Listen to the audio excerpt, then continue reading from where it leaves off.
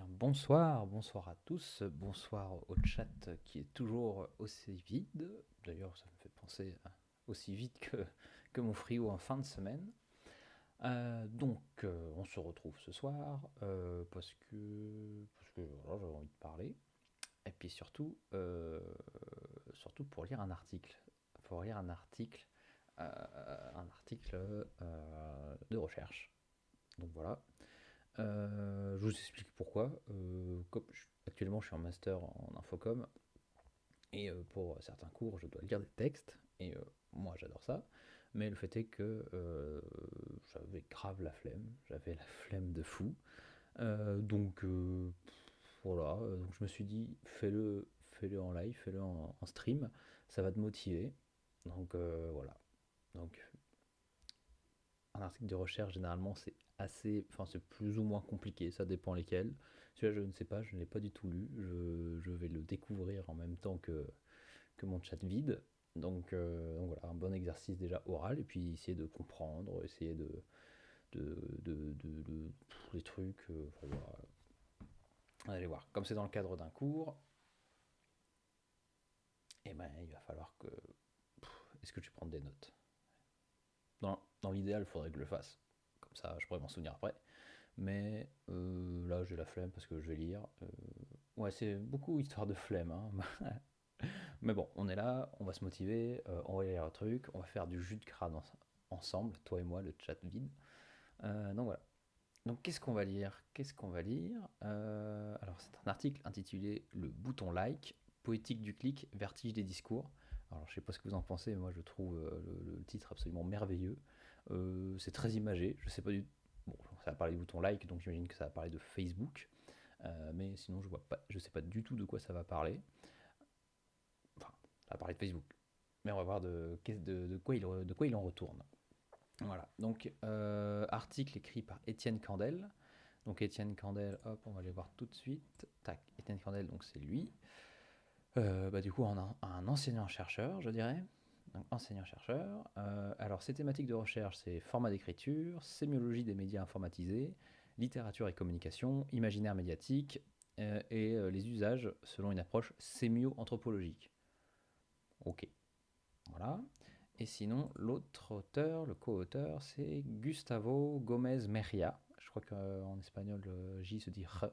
Bon, Gustavo Gomez Mejia.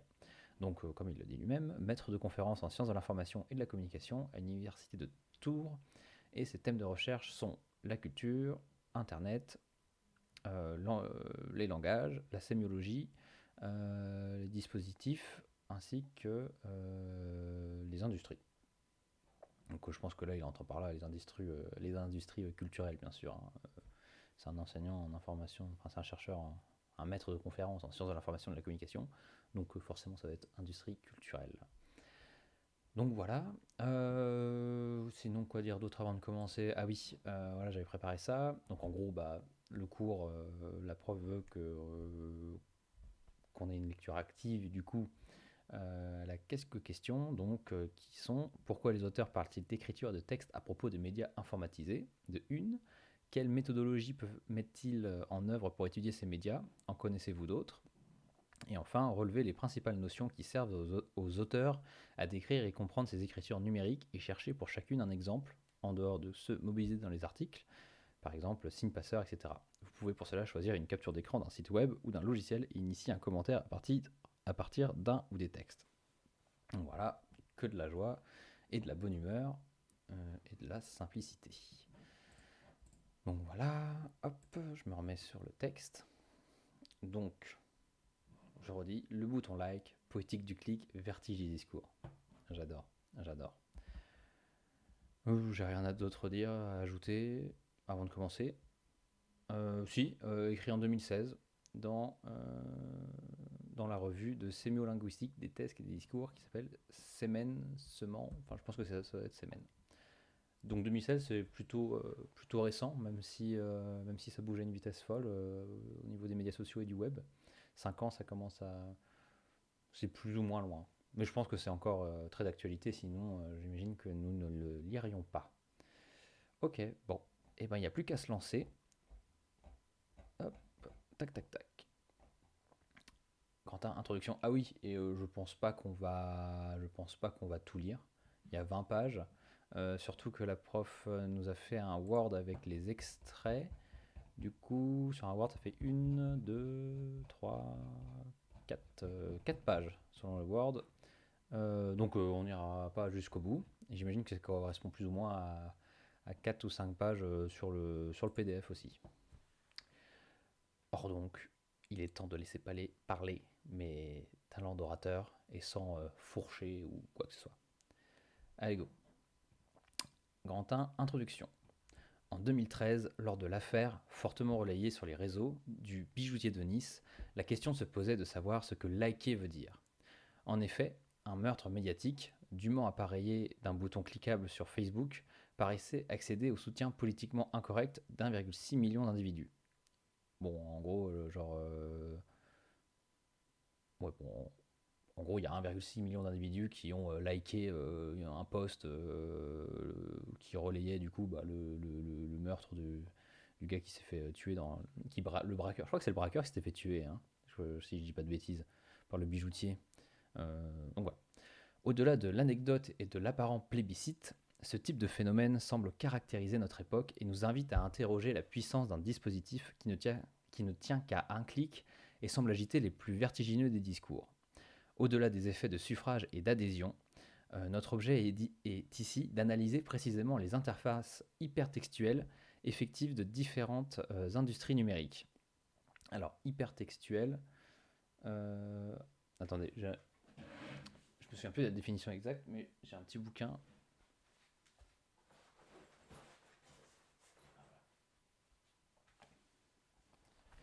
Tac, je sais pas si on voit bien. Les 100 mots des sciences de l'information et de la communication. Et je crois qu'il y a la définition dedans. Donc on va chercher dans les H. Alors attendez, A, B, C, D, E, F, G, H, E, F, G.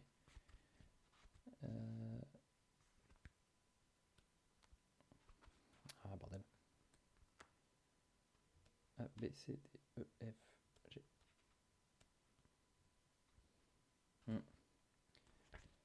Ok, c'est pas dedans.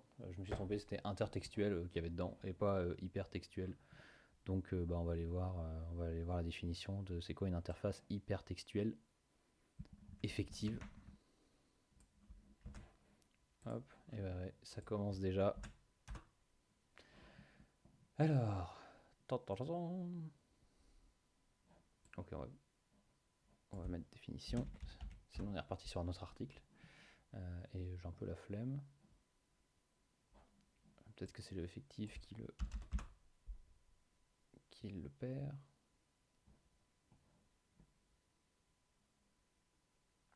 Bon, on va aller voir. On va voir hypertexte. Donc un hypertexte est un document ou un ensemble de documents contenant des unités d'information liées entre elles par les hyperliens. Ouais, bon, en gros, on va voir est-ce que ça nous éclaire. Les interfaces hypertextuelles. Bon, j'imagine que du coup ça doit être, je sais pas moi par exemple un site web ou les interfaces hypertextuelles. Ouais, je vois pas tout ce qu'elle entend par là. Enfin, ce que les auteurs entendent par là. Interface. Une interface, du coup, bah, par exemple un site web ou une application, bah, comme Facebook, hein, vu qu'apparemment c'est le sujet. Hypertextuel, bah, j'imagine que c'est une interface où on peut mettre des liens vers d'autres documents ou vers d'autres sites web, etc. Donc, notre objet est ici d'analyser précisément les interfaces hypertextuelles effectives de différentes industries numériques, et en particulier de Facebook, qui invitent les internautes à aimer des contenus et à les mettre en partage et en circulation. La fabrication du discours hypertextualisé contemporain passe par de tels objets scripturaux qui, apposés à toutes sortes d'énoncés, les lient à des fonctionnements industriels de gestion des contenus et de mise en relation des individus. Ok, on va relire la phrase. La fabrication du discours hypertextualisé. Oh là là, mais bordel. Oh là là, le mec est en master, il comprend déjà pas ça. Bon, j'imagine qu'un discours hypertextualisé contemporain passe par de tels objets scripturaux. Donc, il entend quoi par objets scripturaux? Ça doit être du coup, les interfaces hypertextuelles sont des objets scripturaux, c'est-à-dire ça doit être scripté par les personnes qui les créent tout simplement. qui apposait à toutes sortes d'énoncés, donc mis en lien avec plein de discours, les lie à des fonctionnements industriels de gestion des contenus et de mise en relation des individus. Ok, alors attendez, les lier à des fonctionnements. Donc ça doit vouloir dire... Attendez. Bon, on avance, sinon on n'y sera jamais. Ces industries instaurent ainsi une poétique généralisée de la relation au texte et donc au monde via une série de petits signes hypertextes. Cette relation est matérialisée et rendue performative par les dispositifs. Ok. À travers elle, une idéologie et une pratique globalisée présidant à l'appropriation et à la consommation des discours les plus variés. Cette relation est matérialisée et rendue performative par les dispositifs. Donc performative, ça veut dire qui les rend fonctionnelles, quoi. Genre ça les rend concrètes, ça les fait exister, ça performe, quoi. Donc les dispositifs, donc j'imagine Facebook, ça c'est un dispositif, et c'est la relation. C'est la relation entre quoi et quoi. Ça doit être entre la fabrication du discours hypertextualisé contemporain et les fonctionnements industriels de gestion des contenus et de mise en relation des individus. Bon, les fonctionnements industriels de gestion, c'est genre l'algorithme Facebook qui fait en sorte de promouvoir certains types de contenus et pas d'autres, etc. Enfin, c'est ça la logique industrielle qui est apposée du coup à une fabrication de discours hypertextualisés. Ouais, c'est ça, comment est-ce que Facebook gère finalement les discours sur sa plateforme, quoi. Waouh, ça commence. Et rendu. Et comment ces discours, du coup, et donc cette relation entre, d'une part, les discours, et de l'autre part, le fonctionnement de Facebook, est performé, enfin rendu performatif par les dispositifs à travers elle. Et du coup, sont une idéologie.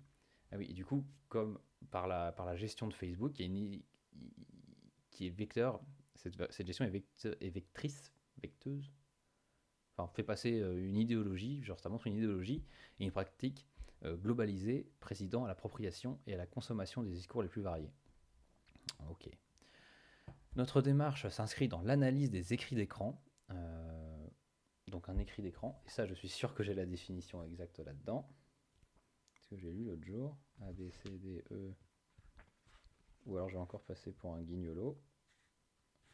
Tatati tatata. Espace public, énonciation, codage. Écrit d'écran. Alors, ce concept a été proposé par Emmanuel Souchier au milieu des années 1990.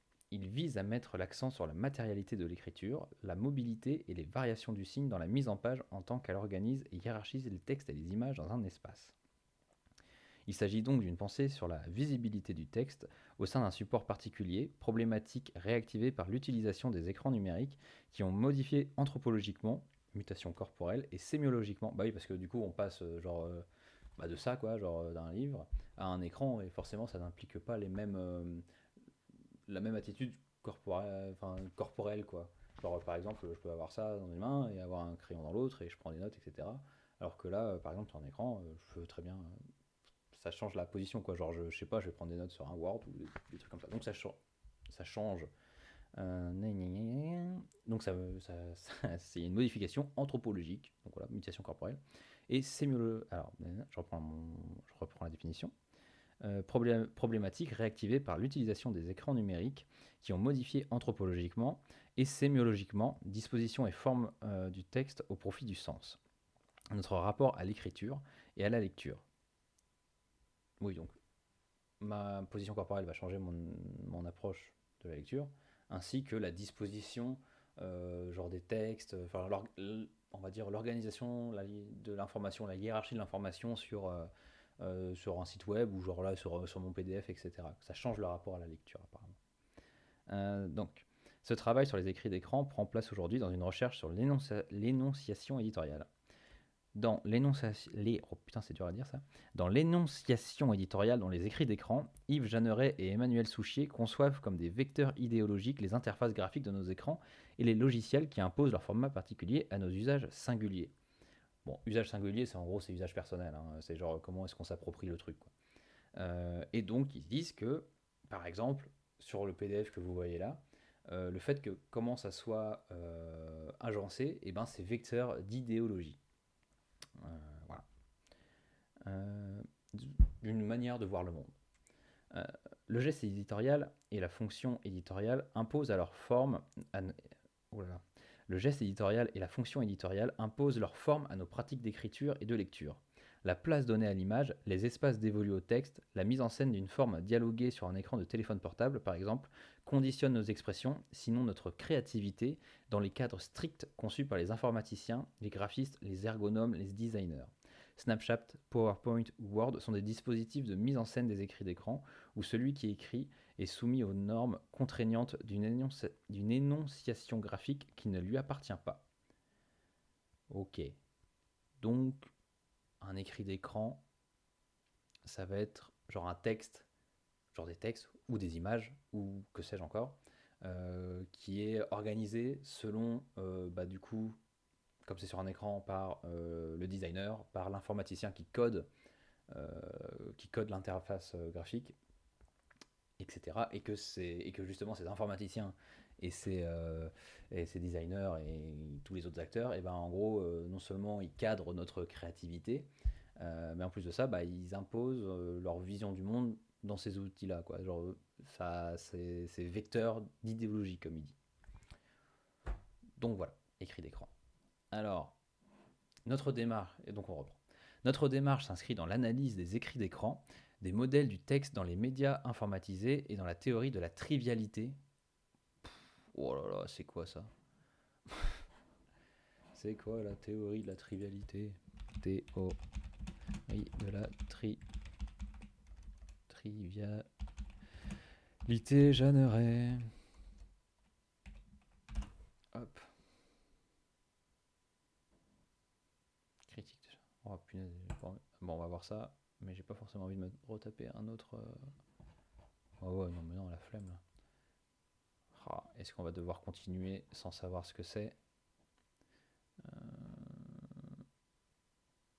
Faudrait un putain de dictionnaire avec tous les trucs comme ça. Là. Je pense que ça doit exister ça, des livres comme ça. Faudrait que j'en achète un.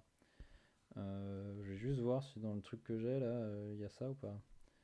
Public, réception, RST, ouais c'est encore après. Rumeur, sens, stéréotype, traduction, un pitié. Non, il n'y a pas. Bon, je demanderai à la prof. Et je demanderai à la prof.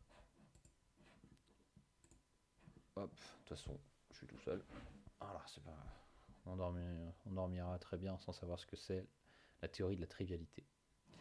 Donc, dans les médias informatisés et dans la théorie de la trivialité, pour viser, au-delà des dispositifs eux-mêmes, la composition des formes de vie, d'éthos, de relations entre l'homme et le monde sur un plan politique.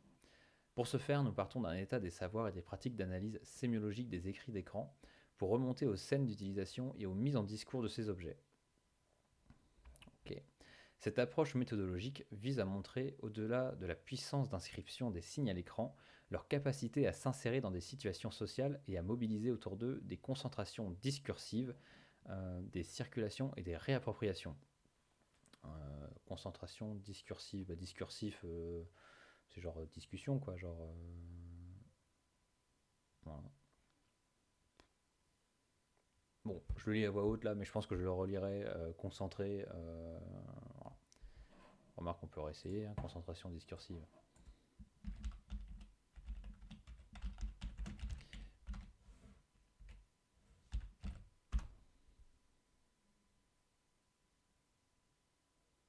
Vas-y, nique sa mère. Je comprends R. Ouais, je suis un peu poète dans l'âme moi aussi. C'est ça qui est chiant en fait avec les. J'adore lire ces trucs là, mais c'est vrai que ça demande quand même un niveau de concentration assez énorme. Et j'avoue que peut-être qu'en live ça passe mal parce que je suis plus concentré à essayer de bien lire et que du coup plutôt qu'à imprimer ce que je suis en train de lire quoi, et essayer de comprendre. Ok, bon, j'en étais où? Voilà. Depuis l'automne 2000. Donc là, il parlait de sa méthodologie. Cette méthodologie qui est quoi déjà? Du coup, notre démarche, je relis, hein. Notre démarche s'inscrit dans l'analyse des écrits d'écran. Donc ça, on vient de dire ce que c'était. Des modèles du texte dans les médias informatisés. Des modèles du texte dans les médias informatisés. Et dans la théorie de la trivialité. Bon, ça, je sais pas ce que c'est. Pour viser, Au-delà des dispositifs eux-mêmes, la composition des formes de vie, d'éthos, de relations entre l'homme et le monde, ça je comprends, relations entre l'homme et le monde, genre de dispositif de médiation, quoi, la médiation sur un plan politique. Donc ça c'est quand ça parle d'idéologie, quoi. Quand ça parle, oui, le fait que finalement, PDF, le format PDF renvoie une vision du monde, bah voilà, ça c'est de la... En gros, il y a une vision politique derrière, quoi. Donc voilà.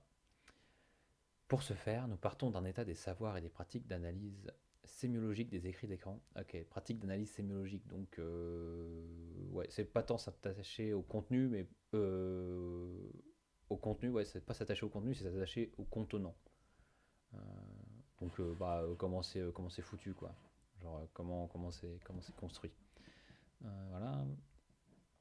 Pour remonter, donc voilà, l'analyse sémiologique des écrits d'écran, pour remonter aux scènes d'utilisation et aux mises en discours de ces objets. Quels objets? Les écrits d'écran? Ouais, ça doit être ça, hein. Oui, voilà, ces objets, ça va être les écrits d'écran. Pour remonter aux scènes d'utilisation, genre comment est-ce qu'on les utilise, et aux mises en discours. Ok. Cette approche méthodologique vise à montrer, au-delà de la puissance d'inscription des signes à l'écran, leur capacité à s'insérer dans des situations sociales et à mobiliser autour d'eux des concentrations discursives, des circulations et des réappropriations. Depuis l'automne 2015, au fil de nos navigations ordinaires sur Facebook, Twitter et Instagram, nous avons procédé à une collecte de captures d'écran. C'est à partir de ces cas exemplaires, choisis non pour une illusoire représentativité, mais pour une certaine saillance discursive, que nous proposons une analyse critique dans le présent article. Donc en gros, ils se sont dit, on n'est pas là pour se tourner les pouces, mais de manière un poil plus classe, quoi. Notre démarche ne se veut ni ethnologique ni sociologique. Suivant une sensibilité sémiologique, il s'agit plutôt pour nous de comprendre les pouvoirs symboliques attribués au like comme objet écrit et donc social. En tant qu'objet de pratique ordinaire pour les internautes, ce bouton cliquable peut alternativement susciter admiration, empathie, engouement, curiosité, effroi, défiance ou étonnement. Genre, vous pouvez essayer de faire des têtes pour chaque cas là. Genre A, O, I, O, U, bon bref. Dispositif mobilisant à la fois logos et pathos. Oh punaise. Pour ceux qui ont fait grec ou c'est un peu de philo, je me souviens plus c'est quoi ces trucs là. Donc le logos. Non, je veux pas créer des logos. Ok, logo en psychologie le mot. Ouais, mais non. Logos def. Gna gna gna. Parole, transmission. Dans la pensée grecque antique, le logos c'est au départ le discours parlé ou écrit. Ah, ok. Donc le discours, bien. Et le pathos. Alors, hop, on va aller sur l'internaute.fr. Nom masculin. Style oratoire ou littéraire qui consiste à emprunter un ton solennel afin d'apporter de l'émotion. Ouais, mais non, mais je pense que c'est la définition en grec, quoi, genre en mode un peu philosophie.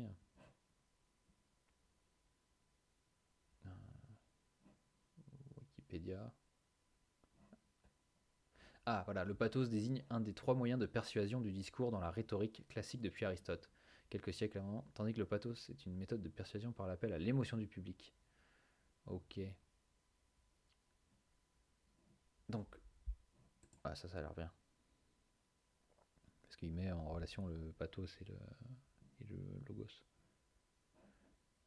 Ok, partie de la rhétorique qui traite des moyens propres à émouvoir l'auditeur. Ouais, donc en gros, c'est faire parler aux émotions, quoi, faire pleurer les gens pour qu'ils adhèrent, enfin, ou les insurger, ou les. Bref, pour. Ah, je passais à toute la. Merde, je suis. Oh là là, je suis naze. Désolé, je suis très très naze. Ouais, c'est tout. C'est pas convaincre. Je sais plus c'est quoi la différence entre convaincre et persuader. Je crois que persuader, c'est l'émotion et convaincre, c'est parler à la raison, quoi. Donc truc rationnel. Ok, donc on est reparti. J'étais où? Euh,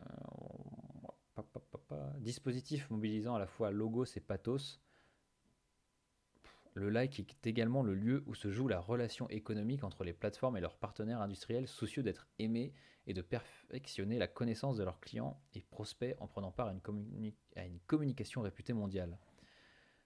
Donc, si je dois résumer, donc dispositif mobilisant à la fois logos et pathos. Je sais déjà plus c'est quoi le logos. Aïe aïe aïe, terrible, terrible. Bon, on va juste s'attacher au logos et on comprendra c'est quoi le pathos. Parole, transmission de façon adéquate la raison interne de celui qui parle aussi bien. Ouais. Ok, donc j'imagine, j'imagine, j'imagine. Donc le like, ça dispose, ça parle ça mobilise d'une part la capacité de de faire ressentir des émotions aux gens pour qu'ils adhèrent à notre discours, tout en, ou alors tout autant de parler à leur raison, quoi, à leur raison. Donc ça là on parle de l'usager, quoi, de la personne qui l'utilise.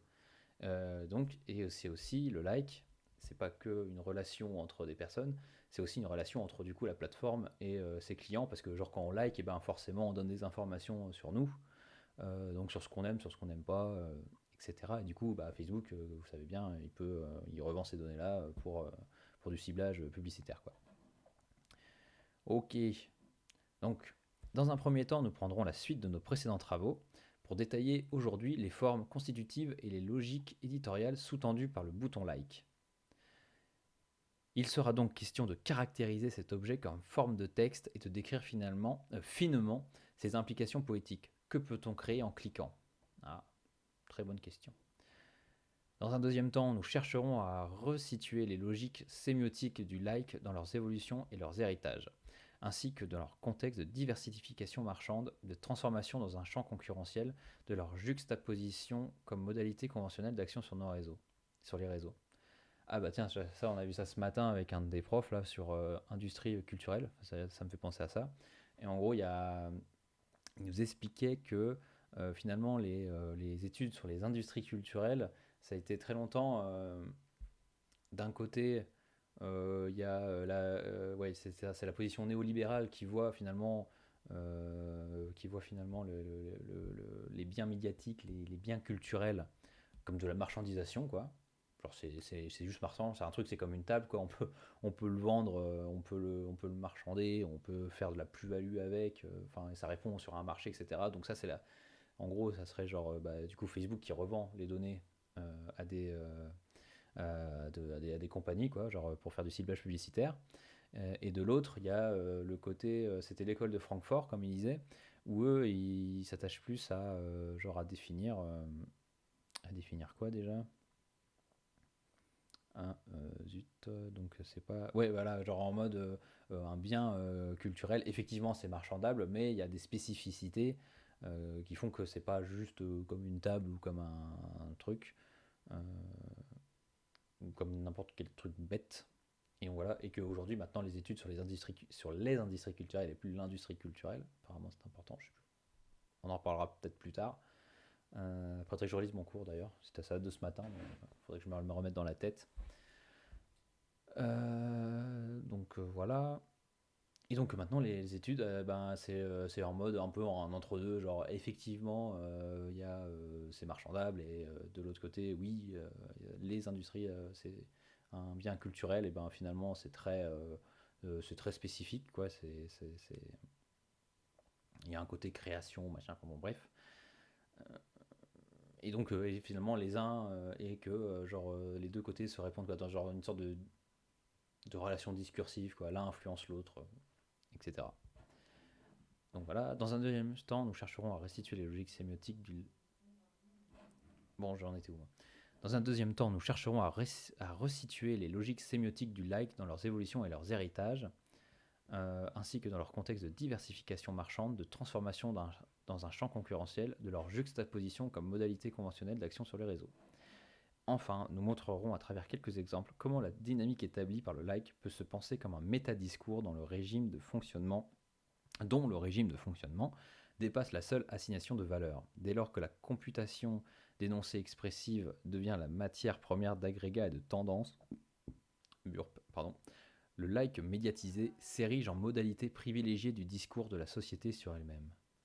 Le like médiatisé s'érige en modalité privilégiée du discours de la société sur elle-même. Donc en gros, le like est un discours. On exprime quelque chose. Ok, je commence à comprendre. Voilà, et que ça dit quelque chose sur la société, du coup. Ok. Ah oui, donc il y avait des termes là que je comprenais pas. Métadiscours. Hop, le petit discours. A, B, C, D, E, G, F, G, H, I, J, K, L, A, J, K, L. Médiacentrisme, médiaculture, média, métadiscours. Allez, s'il te plaît. Ah non, il n'y a pas. Ouais, il y a que 100 mots. Fais chier. Bah écoutez, on va aller voir. Hein.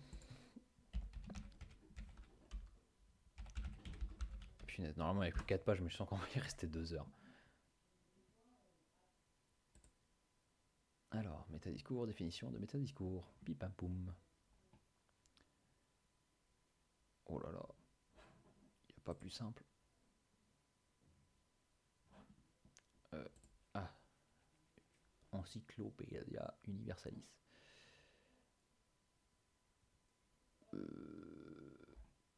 Punaise. Discours sur l'analyse du discours de la langue. Ah bah oui, bah, du coup, comme le like est un discours, si tu analyses le discours, et ben du coup c'est un métadiscours. C'est ça? Aidez-moi le chat. Hmm. Ouais. Pas plus de pertinence que la tomate qui me reste dans le frigo. Hein. Le like peut se penser comme un métadiscours, donc un discours sur le discours, dont le régime de fonctionnement dépasse la seule assignation de valeur. Donc de valeur, valeur marchande ou valeur morale? Qu'est-ce qu'il entend par là? Dans le régime, peut-être les deux. Dès lors que la computation, je sais pas ce que ça veut dire computation, ça doit être compilé, non? Genre le fait d'empiler des discours, genre bah du coup des posts, des machins. Pas des machins, mais on va dire ouais, des posts quoi. Manière de calculer le temps. La computation d'énoncés, bah, j'imagine c'est la compilation d'énoncés dans le temps. D'énoncés expressifs devient la matière première d'agrégats et de tendances. Le like médiatisé s'érige en modalité privilégiée du discours de la société sur elle-même. Ah oui, genre en mode, il y a des trucs qui s'expriment, et en fonction de ce qu'on like ou pas, genre plus ça a de like, plus ça a de visibilité, enfin, plus ça a de visibilité et plus ça a de like, et plus ça a de like, plus c'est montré dans, plus ça monte dans la, dans plus ça monte, genre dans l'algorithme Facebook, et plus c'est montré à voir aux gens, et du coup ça médiatise tout à fait notre, et du coup ça médiatise notre vision au monde. Donc le dialogue médiatisé s'érige en modalité privilégiée du discours de la société sur elle-même. Donc ça me dit, genre notre rapport à la société est, est médiatisé par le like. Je pense que c'est ça. On va finir par y arriver. Attendez, je vais juste voir sur le PowerPoint où on doit aller jusqu'à où. Donc 1.1, 1.2, 1.3, 1.4. 1.5 on fait pas apparemment. 1.6. Oh, bon, écoutez, on est quoi? Page 3, on est que page 3. Bon, on va dire on va jusqu'à la page 5. Je sais pas ça fait combien de temps que je stream. Bon, quand je serai fatigué, je m'arrêterai. Poétique du clic, caractérisation du like. Ce qui frappe lorsqu'on essaie de caractériser le bouton like reste son effet de spontanéité, d'authenticité. Genre ça paraît simple quoi, genre c'est spontané. Tout un système naturalisé vise de fait à voilà naturaliser, genre ça nous paraît naturel. Alors que ça l'est pas du tout, hein. C'est un truc, ça c'est quelque chose, c'est pour ça des fois les vieux ils sont perdus, et puis même, genre ça s'apprend quoi, genre le like c'est pas évident au début. Et nous on l'utilise tellement que ça nous paraît du coup naturel. Tout un système naturalisé vise de fait à favoriser la relation entre la lecture d'un contenu et l'opération d'activation de ce signe. Euh, ouais, comme c'est naturel, ça devient facile de le comprendre, de l'analyser, quoi. Et du coup, forcément de l'utiliser. Il se joue là une mise en œuvre de la mythologie du conatus discursif, par laquelle les internautes sont saisis et figurés comme des individus en désir d'expression, et pour lesquels la relation entre prendre connaissance d'une chose, l'apprécier et en parler relève de l'évidence. Cette naturalisation de l'expression à l'écran est d'autant plus intense qu'elle repose sur une forme récurrente, adossée à chaque contenu, et comme matraquée, celle du bouton couplé à un geste minime, le clic attendu en fait de chaque internaute. Bon, en gros, c'est une sorte d'injonction à la participation. Je crois qu'il y a pas mal il y a pas mal de travaux là-dessus, mais je ne connais pas plus que ça, mais j'ai entendu parler qu'il y a une sorte de... avec le web 2.0, en gros, genre où finalement c'est les individus qui sont au centre de l'économie du web. Finalement, il y a pour créer de la valeur, il faut que les gens ils interagissent. Faut qu'ils fassent, enfin, faut faire du flux, quoi. Genre, faut mettre des likes, faut poster des trucs, faut réagir des bidules. Et du coup, je sais plus de quoi je parlais. Et gna gna. Ah oui, voilà. Et du coup, le like rentre dans cette injonction à la participation, quoi. Et que du coup, apparemment, c'est plus facile quand tu naturalises le truc, quoi. Quand tu le rends naturel, et ben forcément, tu participes plus. Dans ce contexte, la poétique du clic relève d'un travail certes amoindri et euphémisé. La poétique du clic. Je demanderai à la prof. La poétique du clic relève d'un travail certes amoindri et euphémisé, mais bien réel. Bien avant la thématique à la mode du digital labor, Michel de Certeau avait signalé la singularité de ce qui se joue dans l'économie scripturaire. Script, ça doit être l'économie des textes, j'imagine. L'économie. Oh là là. On n'est pas rendu, les enfants. On n'est pas rendu.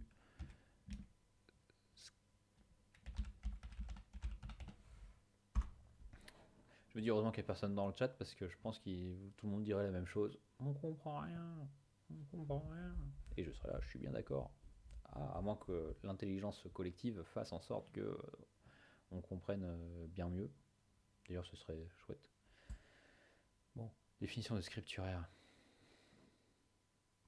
Relatif relatif à l'écriture. Bon, l'économie de l'écriture, quoi, du coup. Ok. La thématique à la mode du digital labor, Michel de Certeau avait signalé la singularité de ce qui se joue dans l'économie scripturaire. Aussi pourrait-on lire sur les frontons de la modernité des inscriptions telles que ici, travailler, c'est écrire. Ou ici, on ne comprend que ce qu'on écrit. De Certeau, 1980. Les grandes plateformes du web font de ces maximes les leurs. Elles mettent les internautes à l'écriture, en leur proposant un lieu d'expression. Mais cette démarche d'encapacitation par l'hypertexte suit indissociablement un modèle de rentabilisation industrielle et de captation de la valeur ajoutée autour des discours. Ok, non. Donc, les plateformes proposent un lieu où on peut écrire, genre Facebook propose un site où vous pouvez écrire ce que vous voulez. Vous pouvez liker, du coup vous exprimer, parce que le like, selon cet article, c'est s'exprimer, c'est un discours, c'est même un méta-discours. Voilà, encore plus intellectuel, quoi. Mais que en même temps, cette démarche d'encapacitation par l'hypertexte est sujet à un marchandage, à une rentabilisation industrielle. Voilà. Et du coup, forcément, ça doit avoir un impact sur l'expressivité, quoi. Du coup.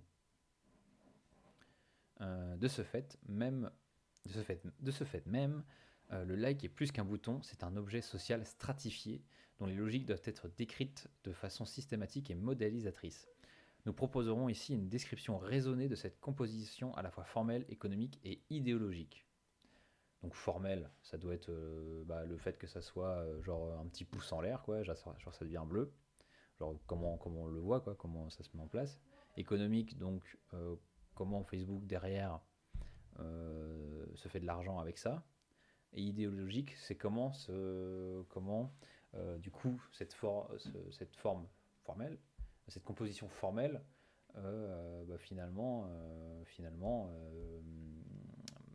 met en ordre notre rapport au monde et donc traduit une idéologie. Voilà. Ok. Donc, pour caractériser le like, c'est un objet social stratifié. Un objet social stratifié.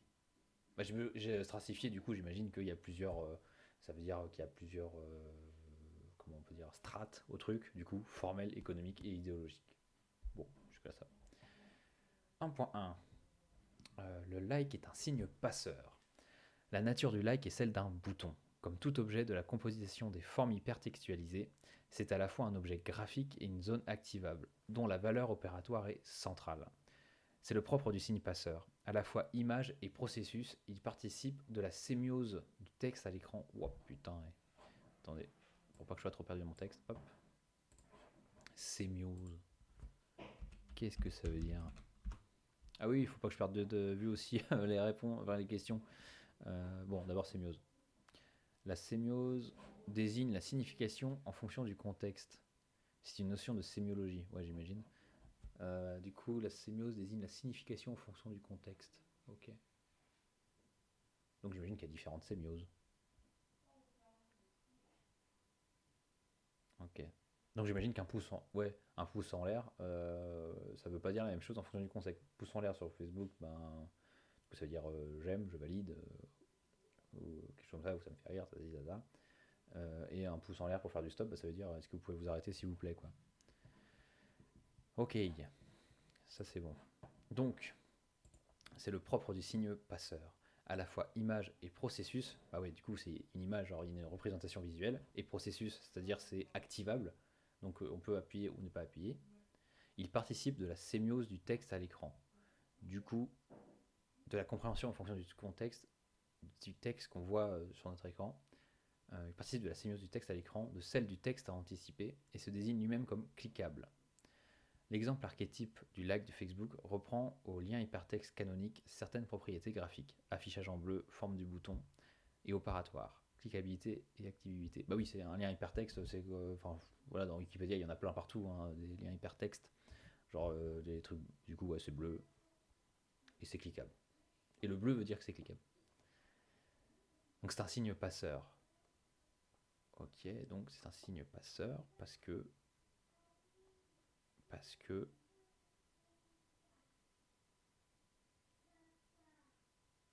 oh bordel, je comprends R. C'est un signe passeur. C'est bien que c'est un signe qui est passeur de sens. Ouais, mais tous les signes sont passeurs de sens. Je veux dire, un signe, ça veut dire quelque chose. Donc, c'est quoi le truc en plus là? Signe passeur, c'est le fait que ça soit activable, genre que ça soit un processus. Il participe de la signe. Donc un signe, ouais, donc c'est ça. Un signe passeur, c'est à la fois une image et un processus. Ok, bon, signe passeur, à la fois image et processus. Et du coup, il faudrait qu'on trouve un exemple de ça. Bah du coup, c'est là où c'est dommage qu'il n'y ait personne dans le chat, parce que là, vous pourrez m'aider. Alors que je vais être comme un con à penser tout seul, et du coup, ça va faire du silence. Ah, ça donne soif de lire. Ça donne soif de lire. J'espère que vous prenez des notes. Hein. J'espère que vous prenez des notes. Je, je ramasse les copies à la fin. Euh, un exemple de signe passeur. Faudrait prendre un autre réseau social. Un autre média social. Genre Twitter. Ouais, mais Twitter, il y a aussi le truc où on like. Bah, c'est pas la même chose. Bah, sur Instagram, il y a bien le cœur. Mais c'est comme une sorte de like finalement. Et un cœur, bah, dans d'autres contextes, ça veut dire absolument autre chose. Bah non, oui. Bon, on va dire le cœur sur. D'ailleurs, sur Instagram, ça se dit un like ou pas d'ailleurs? Est-ce que c'est la même sémiotique? Est-ce que c'est le même truc? Sémiotique, n'importe quoi, est-ce que c'est la même sémantique? Bon, on va se dire. On donnera comme exemple le like sur Instagram, où c'est un cœur. C'est pas un pouce en l'air, c'est un cœur, c'est autre chose. Voilà. Et c'est un processus parce que. Bon, bref. Ta, ta, ta. Ok, donc 1, c'est un signe passeur. 2, le like est une petite forme. Ok. Le like s'inscrit dans la série des formes standardisées de la composition web. Ah, attendez.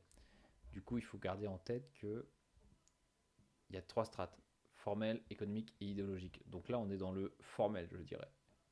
Là, c'est une décréation formelle. Je suis formel. Le like est une petite forme. Le like s'inscrit dans la série des formes standardisées de la composition web contemporaine. Le like s'inscrit dans la série des formes standardisées. Et des formes. Ouais.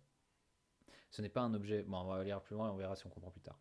Ce n'est pas un objet surprenant, unique, mais un objet routinier dans les pratiques des utilisateurs parce qu'il est récurrent, omniprésent sur les interfaces numériques. Ah oui, bah voilà. On peut mettre qu'on aime une chanson sur Deezer, on peut mettre qu'on aime une photo sur Instagram, on peut mettre qu'on aime un article sur un journal numérique. Ok.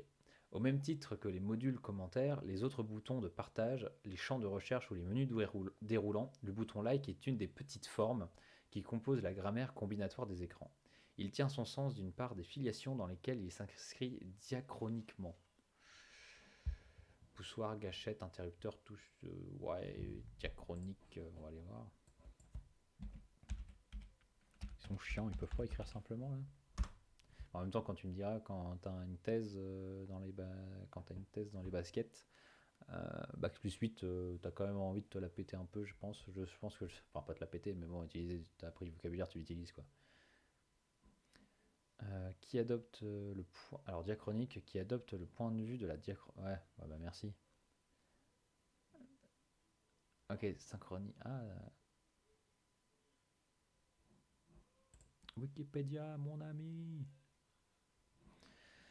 Les principes de synchronie et de diachronie sont deux approches d'un même sujet d'étude. La première s'intéresse à sa mise en place à un moment donné du temps, synchronie, tandis que la seconde s'intéresse à ses évolutions dans le temps. Ah, ok. Et donc, dans notre texte, ça veut dire quoi? Les autres. Il tient son sens d'une part des filiations dans lesquelles il s'inscrit diachroniquement. Ah ouais, ok. Donc il s'inscrit dans le temps. C'est vrai que c'est plus joli. Poussoir, gâchette, interrupteur, touche. Ah oui, touche, ok, touche d'écran, pardon. Toute forme actionnable et appuyable. Il le tient également de l'environnement des formes qui, en synchronie, se donnent à voir aujourd'hui, juxtaposées systématiquement à toutes sortes de contenus. Il le tient également de l'environnement des formes qui, en synchronie,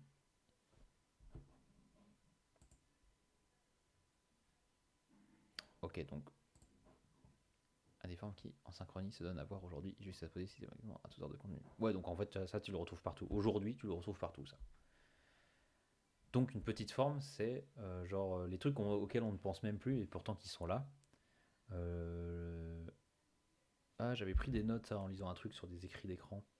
C'est la mémoire. euh, Hop, attendez, je vais voir dans mes notes. Alors, tac, la mémoire de l'oubli. Ouais, un truc qui s'est naturalisé, genre le fait je sais pas moi, des trucs que tu as tellement l'habitude dans ton quotidien que tu y penses même plus. Par exemple, un texte. Un texte, tu penses même plus à sa forme, sa forme formelle, on va dire. Enfin, genre à quoi c'est. Genre, tu te contentes juste de le lire, quoi. Et genre, direct, je comprends. Mais t'as pas de réflexion sur le fait que les espaces, ça veut dire que c'est un mot différent, ou je sais pas, un point, ça veut dire que ça que genre ça finit une phrase, que la majuscule est le début d'une phrase, ou des trucs comme ça. Pourquoi je parlais de ça? Ah oui, mémoire d'oubli, bah en fait c'est un truc que tu as tellement intégré que voilà. Donc c'est une petite forme, selon Candel, Jeanne Perrier et Souchier. Voilà. Donc ça encore, ça va être dans la strate formelle, je dirais. Le like est un mythe. Ah, un mythe, on serait plutôt du coup idéologique. Je pense que là, on est plutôt dans le côté idéologique. Le like est un mythe.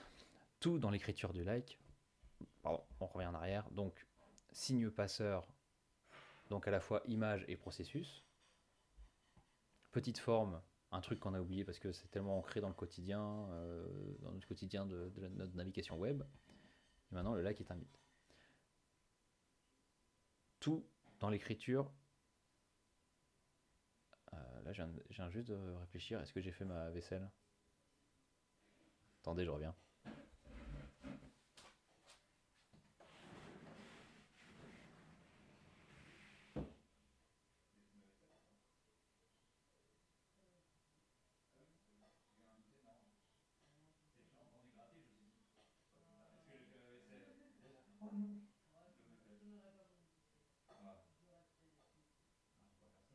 Après, je vais me relâcher. Après, je vais devenir invivable.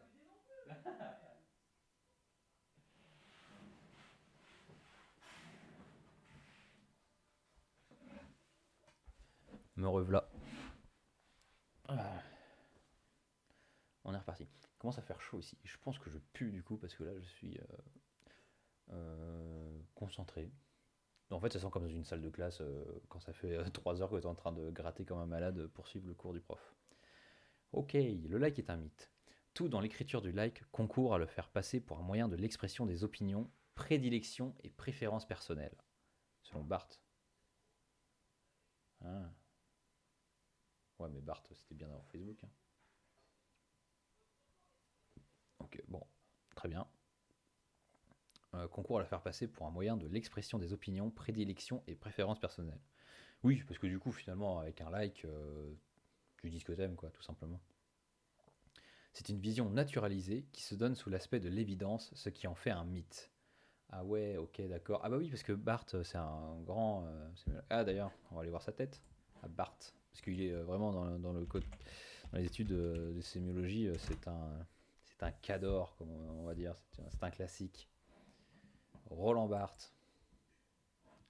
Donc voilà, monsieur Roland Barthes. Pourquoi il y a une Barthez? Bon, bref. Roland Barthes, le voici, ce monsieur. Et du coup, il a écrit un livre sur les mythes, je crois. Bah, attendez, on va aller voir sa bibliographie. La la la la la la. Bibliographie. Non, non, mythologie. Ah, voilà, bah, il est dans mythologie. Bah, voilà. Il a écrit un livre, mythologie. Et donc, apparemment, selon la définition qu'il en donne, c'est un truc qui est tellement naturel et qui nous paraît tellement évident que ça en devient un mythe, eu égard à sa portée sémiopolitique. Bon, ça doit être en gros la forme que ça prend, la forme dont il se donne à voir a des connotations politiques.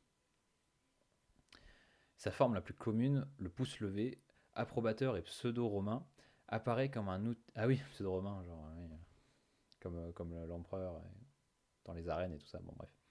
Et pseudo-romain apparaît comme un outil au service du désir individuel de s'exprimer et de dire son affect, alors même qu'il instaure une certaine captation de cet engagement personnel des utilisateurs par les grandes plateformes qui le mobilisent comme un motif stéréotypé.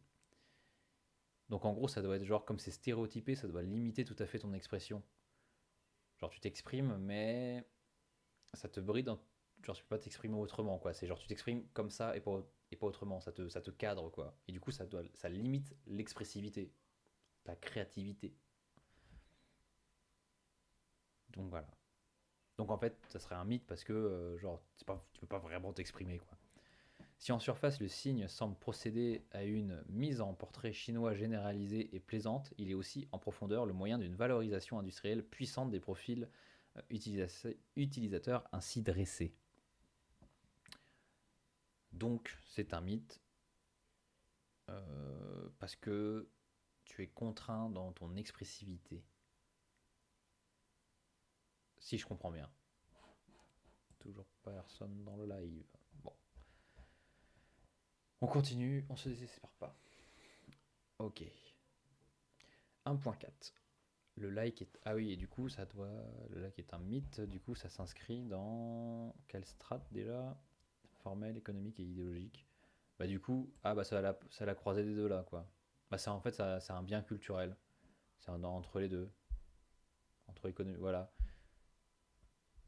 Voilà. Économique et idéologique.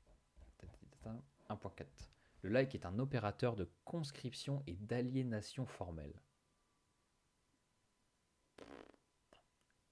Éclairez-nous les gars, éclairez-nous. D'un point de vue strictement technosémiotique, liker n'est pas aimer, mais générer une association d'un nom à un contenu. Liker n'est pas aimer, mais générer une association. Ah, ok.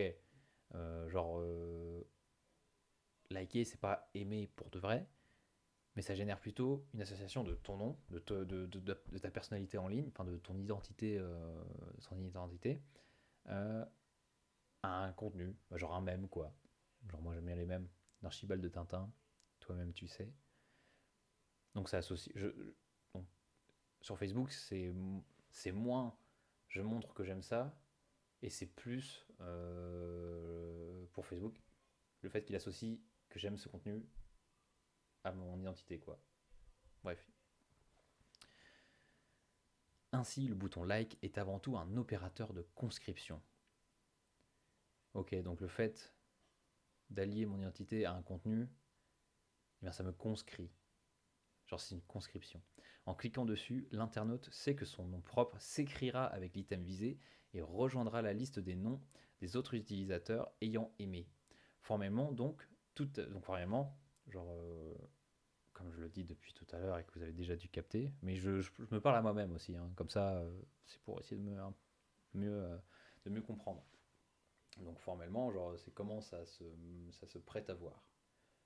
Formellement, donc, toute activation de cette fonction est un assentiment à une reproduction automatisée des marqueurs identitaires de l'internaute aliéné au service de la promotion d'un contenu tiers. Oh là là là là. Formellement, donc, toute activation de cette fonction, donc quand je like, est un assentiment à une. Genre, je consens à une reproduction automatisée des marqueurs identitaires. D'accord, donc c'est un marqueur identitaire, donc c'est genre je montre un peu mon originalité, mais je consens que celle-ci, que mon expression personnelle, individuelle, soit finalement automatisée et que c'est que et que ok que c'est et qu'est-ce qui est aliéné des marqueurs identitaires, donc ce qui fait mon identité quoi, genre le fait que j'aime bien les mêmes par exemple, qui est aliéné au service de la promotion d'un contenu tiers. Ah oui, je peux pas euh, d'une part, je peux pas genre séparément montrer que j'aime des trucs et que de l'autre genre promouvoir un truc. Genre c'est les deux alors, ensemble. Quand je like un truc, forcément je fais la promotion d'un contenu tiers parce que du coup l'algorithme Facebook fait en sorte que ce contenu soit poussé, soit mis en avant. Donc forcément j'en fais la promotion. Et donc forcément, du coup, mais ma singularité est forcément aliénée, est forcément corrélée, euh, forcément liée à la promotion d'un contenu tiers. Voilà. Donc c'est pour ça que le like est un opérateur de conscription. Donc conscription, ça veut dire qu'il réduit mon identité, il la conscrit à à un certain cadre, c'est-à-dire j'aime, j'aime pas, enfin j'aime, et même on peut pas mettre j'aime pas, et à une aliénation, c'est-à-dire que je peux pas ne pas. Enfin, j'ai l'impression de me répéter tout le temps, mais faut de la concentration quand même. Et en même temps, bah, du coup, conscrite, mon expression individuelle est conscrite dans un cadre, et que mon expressivité, ma singularité, ne peut pas se défaire du fait que je promeux, que je promeux du contenu. Voilà. Bon. Alors je crois que le 1.5 on va le zapper parce que elle ne le met pas dedans. On passe direct au 1.6. Il a l'air long le 1.6. On va voir si ça correspond. Ah, on va peut-être réussir à le finir le truc. 1.6, ah bah non, 1.7. Attendez voir, je vais voir où est-ce que ça finit le truc.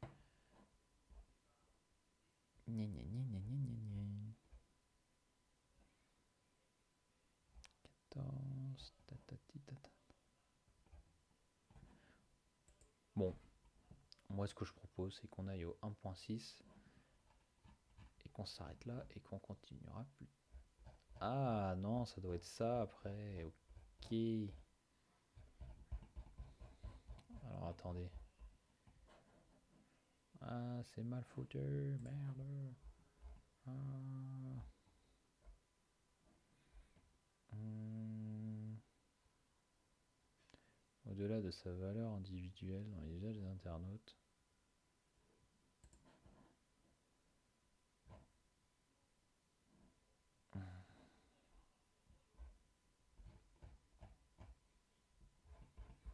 CTRL F.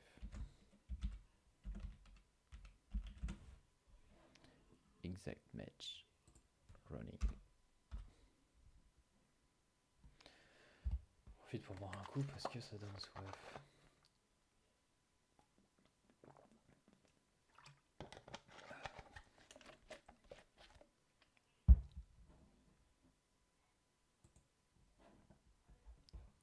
Bon, on fait le 1.6 et après on voit.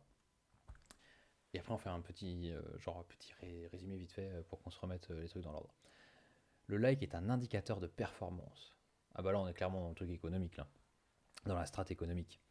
Au-delà de sa valeur individuelle dans les usages des internautes, le like constitue une unité discrète de valeur dont l'horizon est l'agrégat quantitatif stabilisé. Waouh, alors attends, le like constitue une unité discrète de valeur dont l'horizon est l'agrégat quantitatif stabilisé. Quand une marque crée une page sur Facebook ou dépose un contenu sur le web, le nombre des clics qu'elle recevra fonctionnera comme un indicateur de sa performance. Bah oui, plus tu as de likes, plus tu fonctionnes bien, quoi, plus tu as un contenu de qualité. Le volume de likes pourra ainsi être traduit comme une quantité sur une échelle de l'assentiment et de l'affection ou un système de vote, adhésion, taux d'engagement, crédit et attention. Ouah putain. Le volume de likes, donc le nombre de likes, pourra ainsi être traduit. Donc, donc le nombre de likes veut dire traduit comme une. Enfin, le nombre de likes est une quantité sur une échelle de l'assentiment et de l'affection ou un. Ok, donc soit c'est une quantité. Putain. Genre tu peux quantifier l'assentiment, genre le fait que les gens ils approuvent ce que tu fais, ou bien le nombre de likes correspond à un système de vote, adhésion, taux d'engagement, crédit et attention. Le petit bouton des internautes entretient donc toute une économie évaluative de la notation, du ranking et du monitoring burp, du ranking et du monitoring des efficacités professionnelles. Cette traduction comptable des gestes individuels qui préside à la faveur actuelle de la statistique auprès des entreprises entretient sur un plan idéologico-social l'opérativité des notions contemporaines de popularité et de visibilité. Concrètement, le bouton like procède toujours aujourd'hui. euh, Concrètement, le bouton like précède toujours aujourd'hui la traduction de gestes individuels en phénomène grégaire. Ouais, en gros, bah, phénomène grégaire, bah, vous savez, c'est un grégaire, c'est quand un mouton, le chef le patron d'un troupeau de moutons, enfin, genre le mouton chef, parmi tout un troupeau de moutons fonce sauter d'une falaise, bah, tous les autres moutons le suivent. Donc, le bouton like, c'est quoi? C'est la traduction de gestes individuels en phénomène grégaire. Ah oui, en gros, le like permet d'agréger plein de gestes individuels, quoi. Genre c'est la somme de toutes nos interactions, c'est la somme de toutes nos individualités. Piou. Ok. Donc pour résumer, jusque là, donc le like est un signe passeur. Donc image plus processus. Le like est une petite forme, un truc qui est totalement naturalisé et qu'on retrouve partout sur le web, qu'on y fait même plus gaffe, quoi. Je pense que c'est pour ça, petite forme. Le like est un mythe parce que comme il nous paraît naturalisé, comme il nous paraît très naturel, selon la définition de Roland Barthes, ça devient un mythe. Et du coup, c'est en gros le mythe de notre expressivité, genre le fait que chacun puisse s'exprimer librement, on va dire. Ouais, je pense que c'est ça, ouais. Le fait que chacun puisse s'exprimer librement, en fait, non, c'est tout à fait cadré, etc. Et que c'est plus une logique de rentabilité derrière. Donc, un mythe. Donc le like est un opérateur de conscription et d'aliénation formelle. Donc de conscription, c'est-à-dire qu'il du coup, il réduit notre expressivité. On peut s'exprimer, mais de manière tout à fait réduite. Et en même temps, on est forcément, quand on s'exprime, on est obligé de promouvoir quelque chose. Donc aliénation. Donc ça, on zappe. Et le like est un indicateur de performance. Et du coup, là, le like veut dire, ça veut dire que les gens consentent. Enfin, plus tu as de likes, plus ton contenu va générer du flux. Va générer du flux. Donc les gens qui vont venir le voir, le lire, les gens qui vont venir le liker, etc.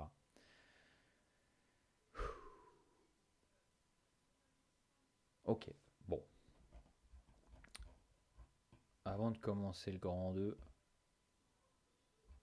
avant de commencer le grand 2. Ah, attendez. Est-ce qu'il y a pas un dernier truc là?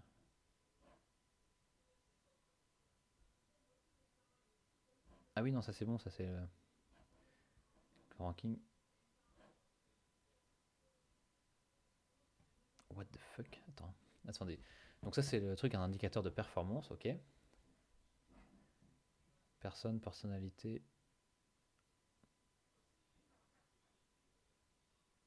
Mhm.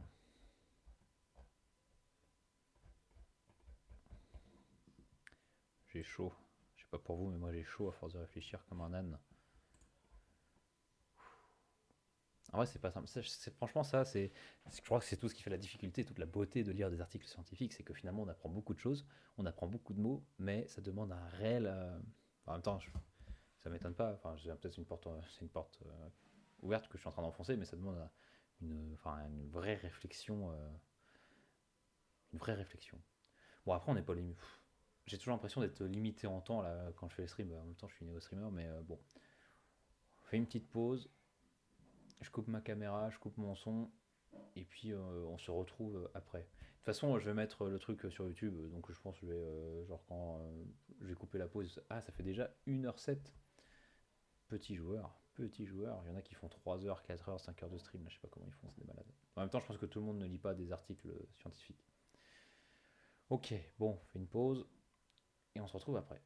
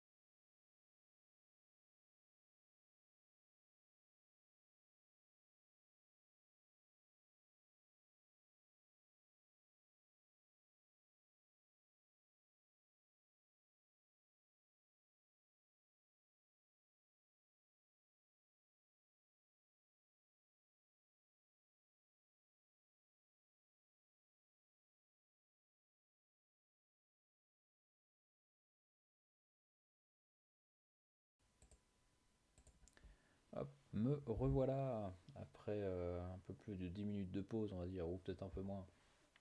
Faut que, d'ailleurs, ça me faisait penser là, faut que je me fasse un petit écran, genre en mode c'est la pause. Je vois bien Kermit là qui boit son thé, là, ça peut être marrant. Donc voilà, bon, on vient du coup de définir c'était quoi le like. Et maintenant, bah, je pense que je vais continuer sur le Word, parce que comme ça on lit exactement ce que la prof veut qu'on lise. Donc voilà, allez, on y retourne. C'est toujours compliqué, hein.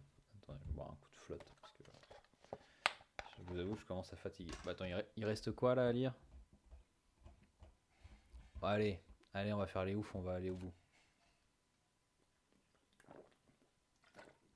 On va aller au bout pour vous essorer les méninges, et comme ça vous allez bien dormir après. Alors, personne, personnalité, marque, événement, entreprise, institution, chose. Quoi?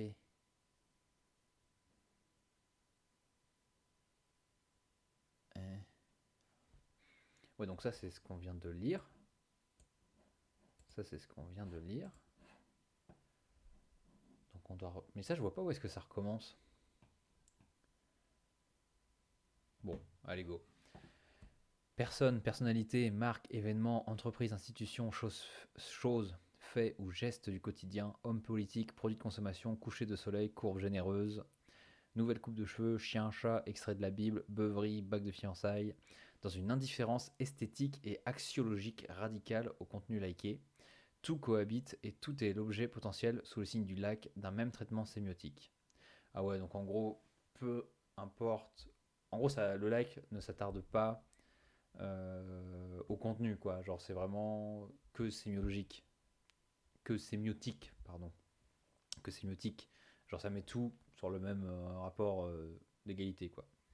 Donc, ça ne regarde pas le contenu, ce qui est raconté dedans. Le bouton donne à visualiser un certain régime de discours sur les objets sociaux. Ok. Les filiations dont sont issus les likes contemporains. Donc les filiations, c'est genre d'où ça vient, quoi. Genre parce que euh, rien ne vient de nulle part en fait. Il y a toujours une sorte d'historique, on va dire, de trucs. Donc la fonctionnalité like ne vient pas de nulle part. Et donc j'imagine que c'est ce qu'ils vont nous expliquer les deux osios.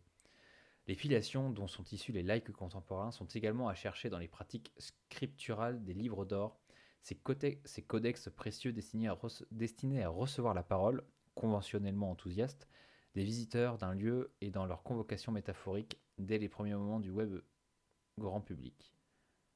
Ah ouais, ok. Ok, donc ils font le lien avec les livres d'or, là, vous savez, les trucs après un musée, là, où on peut mettre un petit mot genre, ouais, j'ai trop kiffé, nanana. Bref. En ce sens, le like n'est pas seulement héritier d'une pratique d'autodescription. Attendez, est-ce qu'on voit bien? Attendez, je vais zoomer dans le truc. Ah, on peut pas. Oula, peut-être un peu trop là. Voilà. Je sais plus où c'est que j'en étais.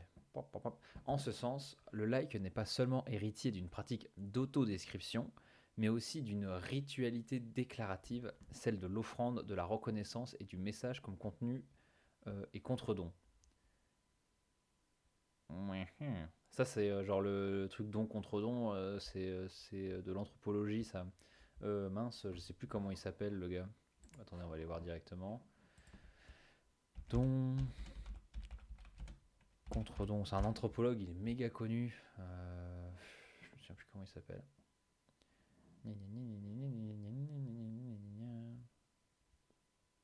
Ah, Marcel Mauss. Et en gros, lui, il a dit que sa théorie, en fait, non, c'est pas ça, c'est le Word. En gros, la théorie du don contre don, c'est l'idée que les sociétés humaines ne fonctionnent que sur le don contre don. Genre, je te donne un truc et il n'y a jamais de cadeau, quoi. C'est jamais gratuit. Il n'y a jamais rien de gratuit. Enfin, c'est pas forcément de l'argent, hein, mais ça peut être du symbolique ou quoi que ce soit. Genre, par exemple, on me, quand on me fait le, quand on m'invite à un anniversaire et que j'offre un cadeau, et ben du coup, quand j'offre le don du cadeau, Et ben en retour, le contre-don, ça va être genre, bah tu vas participer à une fête, quoi. Genre tu vas avoir une sorte de paiement en amusement et en bonne ambiance et en, je sais pas, en nourriture qu'on te paye ou des trucs comme, enfin, la nourriture que tu vas manger sur place, etc.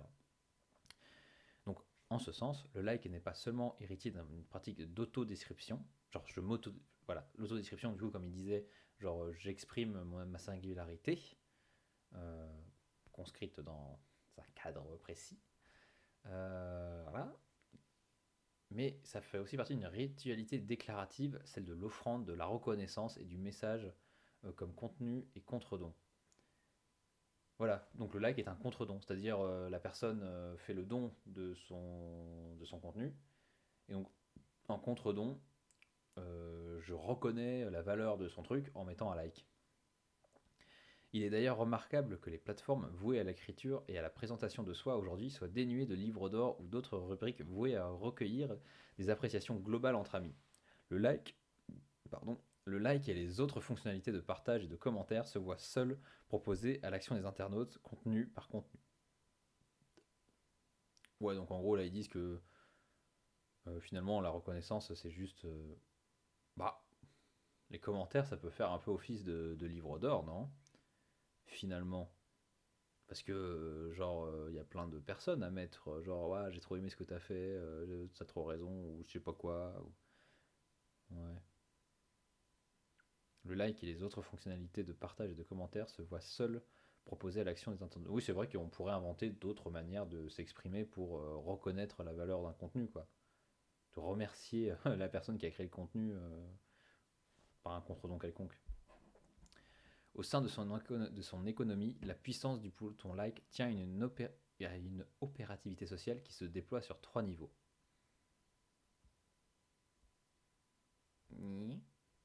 C'est ses propres commentaires là ou c'est ce qu'on lit? Parce que ça on a déjà lu là les trois niveaux. Bon peut-être non, mais je pense pas. C'est trois. Ok, bon, ils vont expliciter de nouveau trois autres strates. Au sein de son économie, la puissance du bouton like tient à une opérativité sociale qui se déploie sur trois niveaux. Je sais pas ce que ça veut dire opérativité sociale. Faudrait expliciter ça.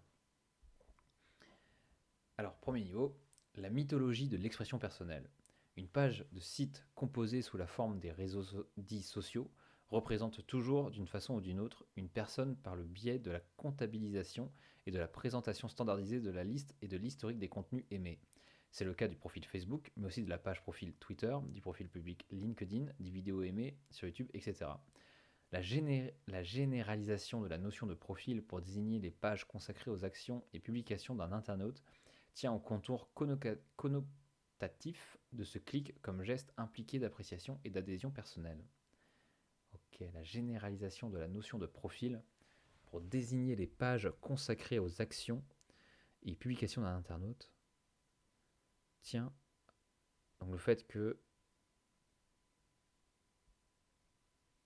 le fait que nos identités numériques se généralisent par un biais, par un profil, euh, tient au contour connotatif de ce clic comme geste impliqué. Mais quel clic? Le like, du coup? Bah oui, c'est le like. Tient au contour connotatif du like comme geste impliqué d'appréciation et d'adhésion personnelle. Ah oui, ok, comme geste d'appréciation. Genre j'apprécie et je m'investis personnellement. Enfin, j'adhère au contenu, quoi. Et du coup, ça veut dire quoi la phrase? La généralisation de la notion de profil pour désigner les pages consacrées aux actions et publications d'internet tient au contour connotatif du like comme geste. C'est genre, il faut absolument. Genre, le fait qu'on reconnaisse la valeur qu'on apprécie et qu'on montre, qu'on adhère personnellement au contenu, euh, fait en sorte que, du coup, on a besoin d'un. Genre, fait en sorte qu'on a besoin d'un profil pour pouvoir créer du contenu. Ok. La mythologie de l'expression personnelle.